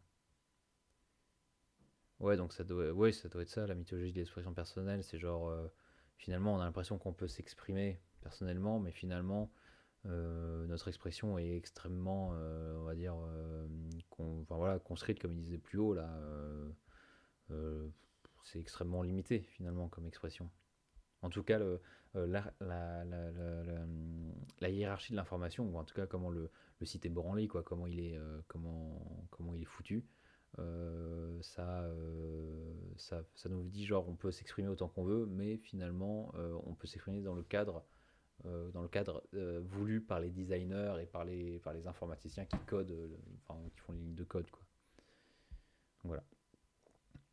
Donc ça c'était le premier niveau. Deuxième niveau, l'agrégation de collectifs autour de données. La comptabilité des likes comme unité discrète parvient à rendre lisible la constitution de collectifs de fortune réunis par un commun intérêt pour des items disponibles sur les réseaux. Ouais, en gros, c'est la création d'une sorte de petite communauté de fortune, c'est-à-dire que c'est des gens qui n'ont pas forcément des intérêts. Enfin, ils ont un intérêt. Apparemment, ils ont un. Pour le coup, quand tu aimes un post, du coup, avec tous les gens qui ont aimé, bah, du coup, ça fait une sorte de communauté et tu as un intérêt commun, quoi. Un commun intérêt. Mais de fortune, j'imagine, parce que genre, on se rejoint là-dessus, mais sur plein d'autres trucs, j'imagine qu'on se rejoint pas du tout. Euh, Réunis par un commun intérêt pour des items disponibles sur les réseaux. Des items, bah, j'imagine que c'est les posts. C'est le propre de la liste de conscrits que de pouvoir être interprété comme une audience recensée, voire comme une fanbase. On pourrait dire que l'expression personnelle fait travailler le j'aime au contact du prénom de l'utilisateur référent de ce prénom, de ce pronom je interchangeable, et que l'agrégation est opérée sur la base de collectifs érigés en séries passionnées d'un contenu, de séries passionnées d'un contenu, d'une personne ou de tout autre item. Elle relève donc de la valorisation d'un volume de clics fondé non pas sur la syntaxe précise des langues naturelles, like, j'aime, me gusta, mais sur la mise en équivalence planétaire à des fins de comptabilisation collective. Ok. Du coup, le like permet une agrégation de collectifs autour de données. C'est-à-dire que le fait de ne pas avoir de langue, enfin d'avoir une sorte d'item universel, bah, du coup ça facilite la comptabilisation euh, et ça facilite la création d'une sorte de fanbase, mais genre vraiment, on va dire, au minimum, une sorte de définition minimum, quoi, genre avec un finalement, avec un lien assez faible entre les gens, quoi. Genre ils se rejoignent sur un truc, quoi. Ils se rejoignent sur un post, quoi, sur un intérêt. Donc on va dire que le like lisse, euh, lisse l'adhésion au niveau planétaire, quoi. Donc ça permet du coup une agrégation de collectifs. Genre ça crée des collectifs interplanétaires. Bim. Et troisième niveau, donc je redis, mythologie de l'expression personnelle, agrégation de collectifs autour de données. Et enfin, la mobilisation et l'interpellation du social dans la reconnaissance de ces agrégats comme phénomène de masse. La mobilisation et l'interpellation du social dans la reconnaissance de ces agrégats comme phénomène de masse. Au-delà des sujets aimants et des collectifs recensés, bon, les sujets aimants, ça doit être les trucs qui génèrent le plus de. Ah merde, c'est pas le mot adhésion que je veux, c'est le mot. Ah, zut. Le fait que ça crée une interaction, quoi. Le fait que je m'investis dans le truc. Le fait de cliquer, c'est genre, il y a un terme pour ça. Ah, ça va me saouler. Je vais pas réussir à dormir, ça y est, c'est fini. Ah putain, pourquoi il y a personne dans le chat pour m'aider? Ça crée. Bon, ça va me revenir. Le like a aussi un statut d'indicateur. Ok. La mobilisation et l'interpellation du social dans la reconnaissance de ces agrégats comme phénomène de masse. Au-delà des sujets aimants et des collectifs recensés, le like a aussi un statut d'indicateur de performance conventionnelle. Il est susceptible de prendre place dans des discours et de se prêter à des progressions spectaculaires. XA, nombre de likes, qui deviennent socialement des sujets de discours à part entière, comme il en va du nombre de vues sur YouTube par exemple. Ces formulations, récurrentes dans les médias et les propos des internautes, ont progressivement pris le contrôle de phénomènes sociaux et de signes de la popularité ou de la visibilité paroxystique. Ça c'est genre paroxysme. Voilà, de visibilité paroxystique, c'est-à-dire avant tout d'indicateurs en apparence légitimes et en tout cas naturalisés de ce qui mérite de faire agenda. Ouais, de ce qui mérite d'être vu, quoi. Le like a aussi un. Ouais. donc ça c'est genre en mode économie, non? Genre la strate économique, vu que c'est un indicateur de performance. Hmm. Ça je comprends pas là, qui deviennent socialement des sujets de discours à part entière, comme il en va du nombre de vues sur YouTube. Hmm. Ouais, en fait ça devient discours parce que comme le like permet de rendre apparent les contenus, et du coup ça fait agenda. Je suis perdu. Et bah du coup ça mérite d'être, genre ça fait parler quoi. Genre je sais pas, genre je sais pas moi par exemple Squeezie qui tweet un truc, ça va devenir un sujet de discours parce qu'il va y avoir beaucoup de likes, beaucoup de d'engagement. Voilà, c'est de l'engagement. Voilà, le mot est revenu. Ouais. De l'engagement, ça va créer beaucoup de l'engagement de sa part de cette communauté et du coup, comme ça va être visible, et ben ça va devenir un sujet de discours. Voilà, donc pour les trois strates, donc mythologie de l'expression personnelle, agrégation de collectifs autour de données, et enfin la mobilisation et l'interpellation du social dans la reconnaissance de ces agrégats comme phénomène de masse. On continue. L'impression de cacophonie induite par l'hégémonie du like comme voie d'action sur le texte se perçoit avec la même vigueur face à des contenus que les internautes doivent aimer pour renforcer leur visibilité sans pour autant les soutenir en raison de leur caractère axiologiquement négatif ou de leur appartenance à un bord opposé. Ok, donc là il va nous expliciter ça. Ainsi par exemple, cette photographie des blessures occasionnées par une grenade à un manifestant parisien le 14 juin 2016, les 26 likes ne peuvent s'interpréter comme signe d'une prédilection ou d'un goût sadique, mais signalent le soutien et l'engagement solidaire aux côtés des victimes de violences policières.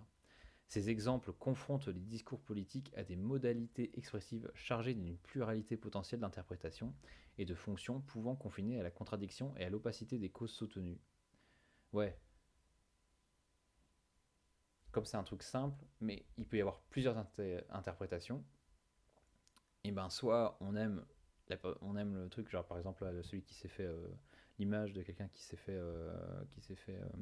qui a une blessure, ça peut tout autant vouloir dire euh, je mets un like parce que je dénonce ça. Alors je mets un like parce que tant pis pour sa gueule quoi, tant mieux s'il s'est pris un truc, il avait pas qu'à aller manifester quoi. Ou alors, je suis un gros sadique et j'adore voir les gens souffrir. Donc voilà. Cet fait aux allures paradoxales montre une fois de plus que l'alignement axiologique du like du côté des valeurs euphoriques déplace les frontières de l'expression des valeurs dysphoriques. Waouh, waouh, waouh, waouh, waouh. Dysphorique. Sphorique. Ah, dysphorique.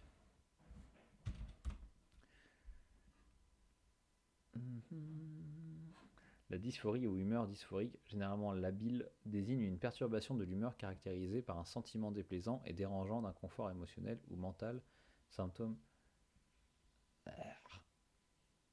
Une perturbation de l'humeur. Ah ok, genre une perturbation de l'humeur caractérisée par un sentiment déplaisant. Du coup, dysphorie, c'est genre tout d'un coup, je vais changer d'humeur. Genre j'étais heureux et tout d'un coup, je vais devenir pas content, colère. On reprend dans le contexte de la phrase. Cet état de fait aux allures paradoxales montre une fois de plus que l'alignement axiologique du like du côté des valeurs euphoriques déplace les frontières de l'expression des valeurs dysphoriques. Ah ouais, genre pour montrer que t'es... Parce que comme tu peux que montrer que t'aimes bien... Ah, remarque maintenant... Remarque ça date de 2017. Parce que, parce que maintenant on peut mettre différents émoticônes là pour dire on a différentes réactions.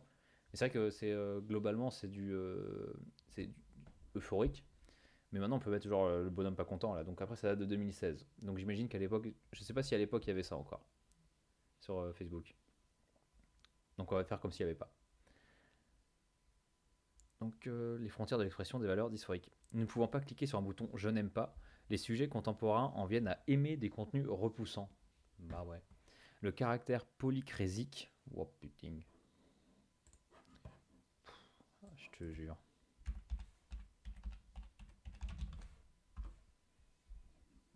Ah, j'ai oublié un O.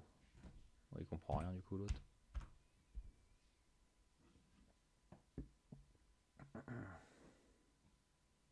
Oh non.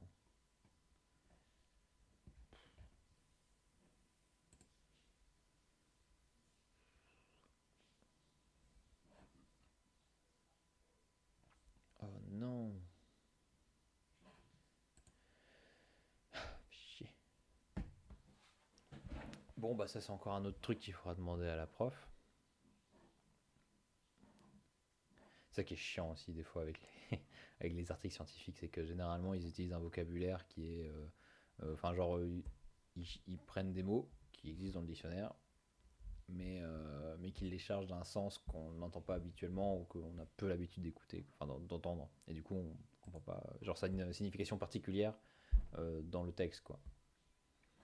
Donc le mot pour ça, on l'a lu plus tôt. Je me réécouterai, je verrai bien. Je verrai, je sais plus comment ça s'appelle. Alors, pipapim pam poum. Tadala. Les sujets comprennent. Les sujets contemporains en viennent à aimer des contenus repoussants. Le caractère polycrésique du bouton like, la multitude de ses usages et fonctions possibles dans les pratiques des internautes. Ah, le caractère polycrésique, ouais, ça doit vouloir dire le fait que genre ça doit être pas loin de polysémique, genre qu'il y a plusieurs sens, plusieurs définitions. Donc ça va être ça, ouais, plusieurs sens. La multitude de ces usages et fonctions possibles dans les pratiques des internautes a pour conséquence de lisser largement des objets sociaux complexes et chargés de valeurs comme le politique ou la totalité des médiations sociales. Ah ouais, donc en fait comme finalement on a peu d'actions, genre comme on peut pas exprimer sur des sujets compliqués, où on doit avoir plein de vocabulaire comme, comme les deux gars dans l'article, finalement avec plein de vocabulaire tu arrives à définir le monde assez finement, quoi, parce que tel mot ou tel mot ça va pas avoir la même définition, même s'il y a des mots qui se ressemblent, ça va être plus précis, ça va tu vas avoir enfin, une expression, une compréhension plus fine du monde. Et ben là du coup sur des sujets compliqués, et ben on a finalement peu de moyens d'expression et donc ça va les simplifier au maximum, quoi. Et on va perdre, d'ailleurs ça doit être pour ça aussi que il y a beaucoup de rajos sur les réseaux sociaux, parce que finalement euh, ça va très polariser, quoi. Genre tu vas pas avoir d'analyse fine, genre tu vas avoir une réaction et ça va très polariser certains contenus, j'imagine. Ok. Donc a pour conséquence de lisser largement des objets sociaux complexes et chargés de valeurs, comme le politique ou la totalité des médiations sociales. Ah, on arrive à la fin. Ouh. La vocation a priori généralisante du like qui s'inscrit... D'accord. La vocation a priori généralisante du like qui s'inscrit en apparence dans une sémiologie de la nature humaine, aimée ou pas, c'est universel, se transmute en trends ou en inclination qui sont avant tout des modalités pratiques pour l'émergence de compute généralisé, je sais pas ce que c'est. Plus cette tendance, plus cette tendance quasi boursière s'affirmera, plus l'analyse critique nécessitera des moyens de distanciation. Face au like-monnaie global, on pourra toujours s'interroger sur les étonnantes merveilles de sa syntaxe presque poétique et de son barbarisme charmant. Mention j'aime, soyez le premier de vos amis à aimer ça, deux autres aiment, connectez-vous pour aimer. Et ben voilà. Bon, bah j'espère à retravailler, indéniablement. Euh, Voilà, à retravailler. Bah, on va aller voir vite fait les questions que vous voulez qu'on se pose là-dessus. Là. Pourquoi les auteurs... Ok, on va essayer de répondre. Pourquoi les auteurs parlent-ils d'écriture et de texte à propos des médias informatisés? Bah, parce que tout simplement, sur un média informatisé, bah, il y a des textes et des écrits, quoi, tout simplement. Des écrits d'écran, comme on a pu lire la définition. Genre un média informatisé, c'est pas parce que c'est informatisé que tout d'un coup il y a plus de texte, quoi, il y a des textes partout. Et que en plus de ça, ça reprend, genre les médias informatisés, finalement, ils reprennent toute une mise en page, toute une mise en forme de l'écriture et du texte qui sont propres à des médias qui sont pas informatisés, genre à des journaux par exemple, des trucs comme ça, des trucs très classiques, quoi. Ok. Quelle méthodologie mettent-ils en œuvre pour étudier ces médias? En connaissez-vous d'autres? J'ai oublié la méthodologie, c'est trop compliqué.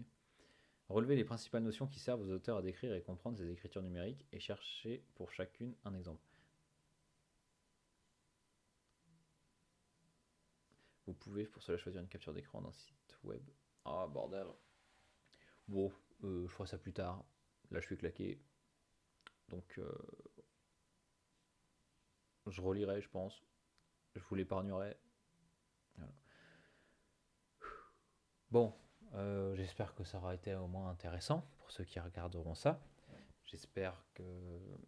Ah, c'est dommage, comme je suis tout seul en train de faire mon truc, il n'y a pas une sorte d'intelligence collective qui se met en place pour mieux comprendre le texte, parce que bon, voilà, je suis pas un pro, hein, je suis en train de découvrir des trucs comme vous, hein, on finit jamais d'apprendre. Donc, ouais. Donc, j'espère qu'au moins vous aurez appris des tricks, certains trucs. J'ai pas tout compris, je pense pas que vous auriez tout compris non plus, à part si vous êtes enseignant-chercheur et que c'est votre thème de recherche et que tout ça vous parle. J'espère que voilà, des nouveaux mots, des nouvelles notions, et une compréhension un peu plus fine du like. Et du like, mais qui se conscrit pas seulement à Facebook finalement. C'est genre, comme ils disent, c'est des petites formes. Le like est une petite forme qui a lieu partout sur le web, qui est généralisée sur le web, dans tous les médias, dans tous les, sur tous les sites web, dans les applications et, euh, et tout ça. Donc voilà. Oui. Quoi dire d'autre? Je sais pas si c'est très concluant comme expérience. Bon, j'essaye, hein. Alors là, c'est mon troisième stream. Voilà, je voulais essayer. C'était une bonne manière de me motiver à lire le truc, le lire à voix haute. C'est vrai que c'est un exercice, mais c'est vrai qu'il y a quand même le. Je pense que si je dois refaire ça, d'abord je lirai, un plus gros travail bien sûr. D'abord je lirai, j'essaierai de comprendre les trucs, et après je le ferai en stream. Genre, je le relirai en stream avec plus de. Ah, on voit mon nom, merde. Avec j'aurais plus avec une meilleure compréhension, quoi. J'aurais plus d'outils, j'aurais plus de compréhension du texte et je pourrais expliquer plus de choses et ça sera moins laborieux, quoi. Parce que là j'ai réfléchi en direct et bon, comme vous pouvez le voir, c'est pas forcément brillant tout le temps. Et peut-être que j'ai des trucs que j'ai compris de travers, hein. Ça aurait été amusant de voir qu'est-ce que vous en comprenez aussi, vous, derrière votre écran. Voilà. J'espère au moins vous avoir apporté on va dire un peu d'originalité, parce que je sais pas je sais pas s'il y en a qui font ça sur le stream, de lire des articles de presse, ça je sais, mais des articles scientifiques, ça j'en sais rien.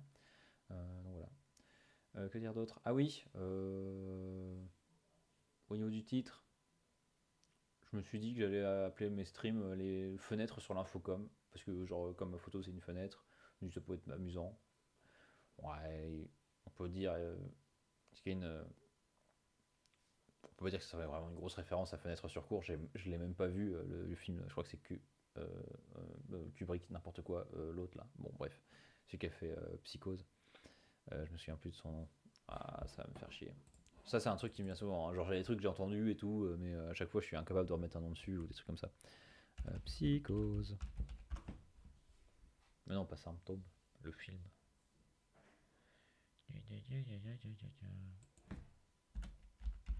Hitchcock. Bah voilà. Fallait qu'on en parle. Fallait que j'en parle fallait que je fasse la recherche pour m'en souvenir. Ok, donc voilà.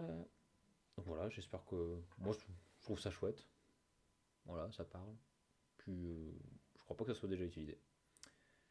Donc, merci d'avoir pas été là, de toute façon. Mais j'espère que vous regarderez ça, le replay sur YouTube, et que ça pourrait vous plaire, et que ça pourrait peut-être vous donner envie de lire des trucs comme ça dans votre coin. Donc voilà. Je vous remercie. Je vous souhaite une bonne soirée. Moi, je suis claqué, j'allais me coucher, j'en peux plus. Et voilà. Et je pense que je reviendrai genre avec plus des articles de presse, hein, qui sont. Mais c'est bien parce que quand on lit des articles de presse et qu'on a lu par exemple des articles scientifiques, après on est capable d'avoir une sorte de mise en perspective de ce qui est annoncé, quoi. Genre d'aller un peu plus loin que les faits énoncés, de dire un peu quelles idéologies, quels concepts ça engage en fait tout simplement, et pour avoir une compréhension plus fine des différents enjeux. Donc je pense que ça c'est très intéressant. Je pense même que c'est indispensable. que c'est indispensable. Et d'ailleurs, c'est ce qui fait, je pense, tout le sel de cet exercice, hein, c'est de pouvoir faire le lien avec différents trucs et tout, et du coup, on a l'impression d'être méga intelligent et de comprendre plein de choses. Et comprendre plein de choses, ok, être méga intelligent, peut-être pas. Mais voilà.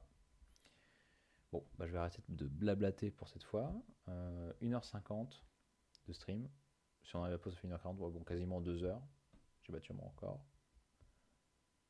Donc voilà. Allez, je vous laisse. Je verrai des personnes parce qu'il n'y a personne à regarder. Et voilà. Donc j'arrête l'enregistrement et j'arrête le streaming. Allez, bonne soirée, bonne journée et courage pour vos